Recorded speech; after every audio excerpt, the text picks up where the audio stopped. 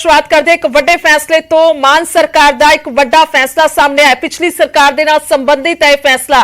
पिछली सरकार के समय जिहड़े जारी किए गए सी फंड उस खर्च ते रोक लगा दी गई है। इस वेले दी वड्डी खबर का जिक्र कर रहे हैं। मान सरकार दे वल्लों हर रोज रोजाना कह सकते हैं कि वड्डे फैसले जिहड़े ने वो लाए जा रहे हैं। तो मान सरकार का यह वड्डा फैसला सामने आया। पिछली सरकार समय जारी फंड खर्च ते रोक लगाई गई है। 11 तरीकों की ग्रांट नूं लैके फैसला जांदे जांदे चंडी सरकार ने जारी किया और ऑर्डर किए सन। पंचायती विभाग दी स्कीमां दे लई ऑर्डर किए गए सी। पंचायत राज मंत्री धालीवाल ने जारी किए सन ऑर्डर। सो फिलहाल जो जानकारी सामने आई है, मुढ़ली जो जानकारी सामने आई है कि सरकार दे वल्लों मान सरकार दे वल्लों एक बड़ा फैसला किया गया है कि पिछली सरकार दे समय जिहड़े जारी फंड सी खर्च ते उस ते फिलहाल दे लई रोक लगा दी गई है और 11 तरीकों की जिहड़ी ग्रांट नूं लैके फैसला जांदे जांदे चंडी सरकार दे वल्लों जारी किया गया सी। और वधेरे जानकारी भी जरूर लवांगे कि किस तरह दे नाल और की कुछ सारा आखिरकार विस्तार दे विच जानकारी, क्योंकि जिहड़े फंड जारी किए गए सी तां उस ते फिलहाल उहनूं खर्चण ते रोक लगा दी गई है या किस तरह दे नाल इस रोक नूं समझिया जावे, क्योंकि जो जानकारी हुण आ रही है कि 11 तरीकों की ग्रांट नूं लैके फैसला किया गया जो जांदे जांदे चंडी सरकार दे वल्लों ऑर्डर जारी किए गए सीगे। 111 दिन की सरकार रही है। यह चिट्ठी भी सामने आ गई। एक्सक्लूसिव चिट्ठी न्यूज़ 18 पंजाब ते तुहानूं विखा रहे हैं जो मान सरकार के फैसले की सामने आई है। चिट्ठी जिहड़ी है वो जारी करके यह फैसला किया गया। पंचायत विभाग दी स्कीमां दे लई ऑर्डर आए सन और पंचायत राज मंत्री धालीवाल ने यह जारी किए सन ऑर्डर जो हुण तक जानकारी आई है, क्योंकि जेकर चन्नी सरकार का जिक्र करते हैं 111 दिन की सरकार जिहड़ी है उन्हां दी रही और 111 दिन दे विच उन्होंने कई अहम फैसले लए, कई तरह के नाल ऐलान किए गए जिन्हां नूं लैके यह भी काफ़ी ज़्यादा जो कल भी नोटिफिकेशन कल भी ऐलान किया गया कि 35,000 जिहड़े कच्चे मुलाजम ने पक्के किए जाएंगे। तो उस वेले भी काफ़ी कंफ्यूजन क्रिएट हुई, क्योंकि पहला जिहड़े 36,000 मुलाजमां नूं लैके चन्नी सरकार ने फैसला किया सीगा, पर उसनूं लैके हमेशा उन्हां दा तर्क हुंदा सी कि जिहड़ी फाइल है वो राजपाल दे कोल पई है, हस्ताक्षर होने बाकी ने। सो ये भी कंफ्यूजन क्रिएट हुई कल कि जिहड़े नवे कच्चे मुलाजम ने उन्हां नूं लैके किस तरह का फैसला होगा। पर इस बारे विस्तार दे नाल जानकारी लैने पंकज कपाही ने साडे नाल फोन लाइन ते। पंकज, सब तो पहला समझना चाहांगे कि इस चिट्ठी दे इस फैसले नूं की समझा जावे, किहड़ा खर्च ते रोक लगाई गई है? देखो, चोन जाब्ता लगन तो पहला जाते जाते, क्योंकि चोन जाब्ते तो जो 1 महीना पहला या 20 दिन पहला बहुत सारिया ग्रांटा जिहड़ियां ने वो जारी कर दी गई। बहुत सारे ऐलान जिहड़े ने वो पिंडां नूं लैके कर दिते गए और अजिहा मन्निया जा रहा सीगा कि ये पैसा दुर्वरतो होएगा, इस पैसे की करप्शन होएगी, पैसा कित्थे जाएगा, किवें जाएगा, इसका कोई हिसाब किताब नहीं सीगा। तो इस वजह करके पंचायती विभाग के जिहड़े मंत्री ने कुलदीप धालीवाल उन्होंने ऑर्डर जारी किए ने कि जो चोणां तो पहला जिहड़े ऐलान होए या जिहड़े ग्रांट जारी होईयां ने उन्होंने फिलहाल रोक दिता जाए, ताकि जिहड़ा पैसा जिथे लगना वै विधायक जानकारी दे सकन, मंत्री जानकारी दे सकन और उत्थों दे सरपंच जारी दे सकन कि इस पिंड विच इस सड़क बनाने की जरूरत है, इस पिंड दे विच पार्क बनाने की जरूरत है या स्टेडियम बनाने की जरूरत है। उस तो बाद उस हिसाब नाल पैसा जिहड़ा वै दोबारा जारी किया जाएगा। जाते जाते कोई करप्शन ना होवे, कोई अजिही गल ना होवे कि जिहड़े ने पंचायतां या जिहड़े अफसर ये पैसा खा जान और उसकी जानकारी ना होवे।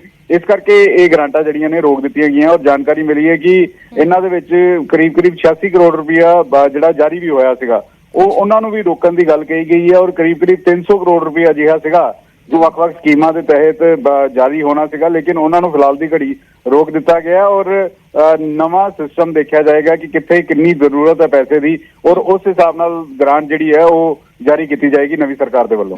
मतलब पंकज, अगर सौखे शब्दां दे विच समझिया जाए कि पिंडां दे नाल संबंधित पैसा हैगा सारा जिहड़ा सरपंचां नूं अलॉट होया या फिर होना सी जारी, यानी कि हुण अगे वास्ते फिलहाल रोक लगी है, उसनूं पूरी तरह दे नाल वापस नहीं लिया जा रहा या कोई कैंसल नहीं किया जा रहा। मतलब आने वाले समय पूरा खंगाल के जेकर लोड़ होएगी तो पैसा जारी भी कर दिता जाएगा।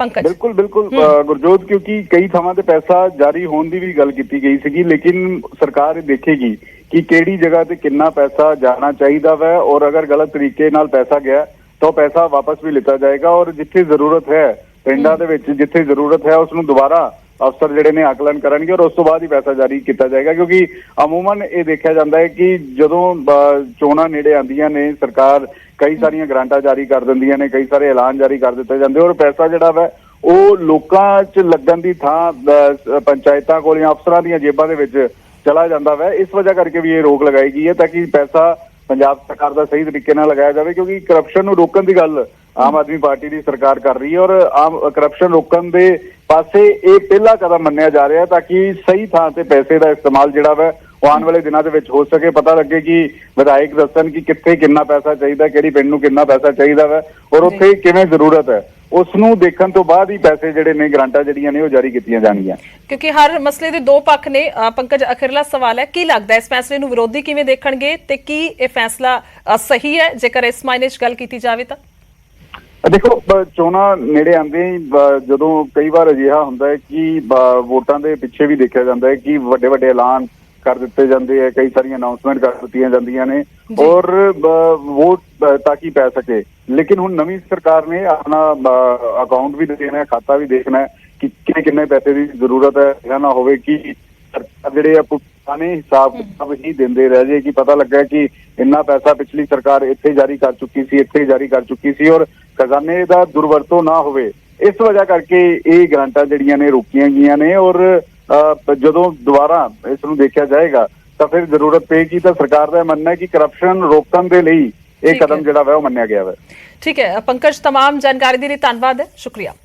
ਸੋ ਮਾਨ ਸਰਕਾਰ ਦੇ ਵੱਲੋਂ ਵੱਡਾ ਫੈਸਲਾ ਕੀਤਾ ਗਿਆ ਜੋ ਚੰਨੀ ਸਰਕਾਰ ਦੇ ਵੇਲੇ ਪੈਸਾ ਜਾਰੀ ਹੋਇਆ ਸੀ, ਸਿੱਧੇ ਤੌਰ ਤੇ ਕਹਿ ਸਕਦੇ ਹਾਂ ਕਿ ਪੰਚਾਇਤੀ ਵਿਭਾਗ ਦੇ ਨਾਲ ਸੰਬੰਧਿਤ ਇਹ ਪੈਸਾ ਜਾਰੀ ਹੋਇਆ ਸੀ। ਜੋ ਕੁਝ ਜਾਰੀ ਵੀ ਹੋਇਆ ਜਾਂ ਫਿਰ ਜਾਰੀ ਵੀ ਹੋਣਾ ਸੀ ਉਹਨਾਂ ਦੋਵਾਂ ਤੇ ਰੋਕ ਲਗਾ ਦਿੱਤੀ ਗਈ ਫਿਲਹਾਲ ਦੇ ਲਈ ਔਰ ਅੱਗੇ ਖੰਗਾਲ ਕੇ ਪੂਰਾ ਘੋਖ ਪੜਤਾਲ ਕਰਕੇ ਕਿ ਜਿੱਥੇ ਜਿਹੜੇ ਪਿੰਡ ਵਿੱਚ ਜਿੰਨੀ ਲੋੜ ਹੋਏਗੀ ਤਾਂ ਉਸੇ ਮੁਤਾਬਿਕ ਜਿਹੜਾ ਹੈ ਉਹ ਪੈਸਾ ਅਲਾਟ ਕੀਤਾ ਜਾਏਗਾ। ਪਰ ਫਿਲਹਾਲ ਇਹ ਪੰਚਾਇਤੀ ਵਿਭਾਗ ਦੇ ਨਾਲ ਸੰਬੰਧਿਤ ਇੱਕ ਵੱਡਾ ਫੈਸਲਾ ਮਾਨ ਸਰਕਾਰ ਦਾ ਕਹਿ ਸਕਦੇ ਹਾਂ।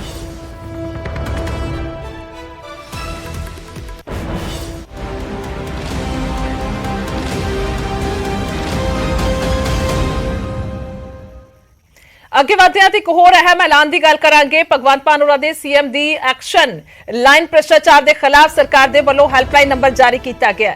ਹੈਲਪਲਾਈਨ ਨੰਬਰ ਜਾਰੀ ਕਰਕੇ ਸਿੱਧੇ ਤੌਰ ਤੇ ਕਿਹਾ ਗਿਆ ਲੋਕਾਂ ਨੂੰ ਕਿ ਜੇਕਰ ਤੁਹਾਨੂੰ ਲੱਗਦਾ ਹੈ ਕਿ ਕੋਈ ਤੁਹਾਡੇ ਤੋਂ ਪੈਸਾ ਮੰਗਦਾ ਹੈ ਭ੍ਰਿਸ਼ਟਾਚਾਰ ਦੇ ਤੌਰ ਤੇ ਜਾਂ ਕੋਈ ਇਸ ਤਰ੍ਹਾਂ ਦੇ ਨਾਲ ਉਹਨਾਂ ਦੇ ਵੱਲੋਂ ਕਿਹਾ ਜਾਂਦਾ ਹੈ ਕਿ ਕਮਿਸ਼ਨ ਮੈਨੂੰ ਚਾਹੀਦੀ ਹੈ ਤਾਂ ਇਸ ਦੀ ਕਲਿੱਪ ਜਿਹੜੀ ਹੈ ਉਹ ਇਸ ਨੰਬਰ ਤੇ ਦਿੱਤੀ ਜਾਵੇ।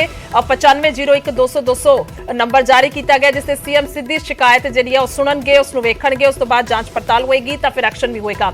ਵਿਜੀਲੈਂਸ ਦੇ ਚੀਫ ਡਾਇਰੈਕਟਰ ਨੂੰ ਜ਼ਿੰਮੇਵਾਰੀ ਦਿੱਤੀ ਗਈ। ਵਿਜੀਲੈਂਸ ਡਾਇਰੈਕਟਰ ਈਸ਼ਵਰ ਸਿੰਘ ਨੂੰ ਜ਼ਿੰਮੇਵਾਰੀ ਦਿੱਤੀ ਗਈ ਹੈ। ਜਾਂਚ ਤੇ ਕਾਰਵਾਈ ਦੇ ਲਈ ਤਿਆਰੀ ਕੀਤੀ ਜਾ ਰਹੀ ਹੈ, ਉਸ ਦੇ ਲਈ ਰਣਨੀਤੀ ਤਿਆਰ ਕੀਤੀ ਜਾ ਰਹੀ ਹੈ। ਸ਼ਿਕਾਇਤ ਭੇਜਣ ਵਾਲੇ ਦੀ ਪਛਾਣ ਗੁਪਤ ਰੱਖੀ ਜਾਵੇਗੀ ਕਿਉਂਕਿ ਜਦੋਂ ਵੀ ਇਸ ਤਰ੍ਹਾਂ ਦੇ ਨਾਲ ਨੰਬਰ ਜਾਰੀ ਹੁੰਦੇ ਨੇ ਤਾਂ ਇੱਕ ਪ੍ਰੋਪਰ ਕ੍ਰਾਈਟੇਰੀਆ ਹੁੰਦਾ ਹੈ, ਇੱਕ ਪ੍ਰੋਸੈਸ ਹੁੰਦਾ ਹੈ ਕਿ ਆਖਰਕਾਰ ਉਹ ਨੰਬਰ ਅਤੇ ਜਦੋਂ ਵੀਡੀਓ ਜਾਂ ਕਲਿੱਪ ਜਾਏਗੀ ਤਾਂ ਉਹ ਇਹ ਵੀ ਵੈਰੀਫਾਈ ਹੋਣਾ ਜ਼ਰੂਰੀ ਹੈ ਕਿ ਉਹ ਕਲਿੱਪ ਜਿਹੜੀ ਹੈ ਉਹ ਬਿਲਕੁਲ ਸਹੀ ਹੈ ਕਿਉਂਕਿ ਜਿੱਥੇ ਸਿੱਧੇ ਤੌਰ ਤੇ ਇੱਕ ਚੰਗਾ ਹੈ ਤਾਂ ਉਸੇ ਪਾਸੇ ਦੂਸਰੇ ਪਾਸੇ ਇੱਕ ਨਕਾਰਾਤਮਕਤਾ ਵੀ ਹੁੰਦੀ ਹੈ। ਯਾਨੀ ਕਿ ਜੇਕਰ ਫੇਕ ਵੀਡੀਓਜ਼ ਆਉਂਦੀਆਂ ਨੇ ਉਸ ਨੂੰ ਲੈ ਕੇ ਵੀ ਖੰਗਾਲਣਾ ਬੇਹੱਦ ਅਹਿਮ ਹੈ।